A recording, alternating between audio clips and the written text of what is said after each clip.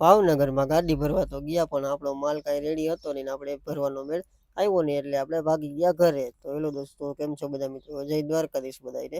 આપણે કાલે ગાડી વાળી ખાલી બાલી કરીને આ હોટલે સૂઈ ગયા હતા. સવારે ઉઠ્યા, ચા પાણી પીને આપણે નીકળી ગયા નારી ચોકડી ઓફિસે જવા માટે. ઓફિસે આવ્યા આપણે જય અંબેમાંથી. આપણે ગાડી ભરવાની હતી તો ત્યાંથી આપણે લોકેશન ભરવાનું લઈને નીકળી ગયા અને બપોર થઈ ગયું એટલે મેં કીધું હાલો જમતા જ જાય, પછી ઉપાધિને એટલે જમી કાઢવીને પછી નીકળી ગયા. આપણે જવાનું હતું ચિત્રા જીઆઈડીસીમાં ગાડી ભરવાની હતી. આપણે પ્લાસ્ટિકના દાણા ભરવાના હતા પડધરીના, એટલે ઠેકાણે પહોંચી ગયા ભરવાના. અહીંયા પહોંચ્યા તો કે માલ તૈયાર છે નહીં, મશીન બગડી ગયું, હવે કાલે મેળ આવશે. એટલે મેં કીધું આપણે કાંઈ પડ્યા તો રહી નહીં ભાઈ, આપણી કાંઈ ગાડી લાઈનની ગાડી એટલે લોકલ કાંઈ આપણે પડ્યા રહી નહીં. એટલે પાછા ઓફિસે આવ્યા, જોયું 2 કલાક રાહ જોઈ એટલે કાંઈ ઓર્ડર તો નીકળો નહીં ભરવાનો. એટલે મેં કીધું હવે હાલો ભાગ્યા ઘર બાજુ, હવે બેસીને કાંઈ ફાયદો છે નહીં.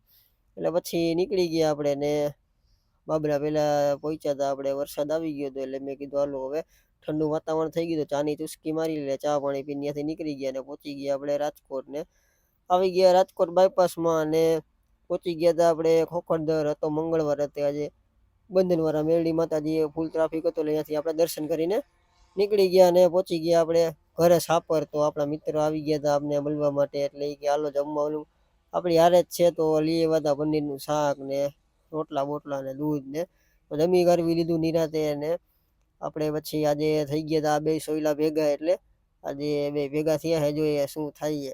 તો ભાઈ જમી કરીને આપણે સૂઈ ગયા હતા. તો હવે મળીએ નેક્સ્ટ વ્લોગમાં.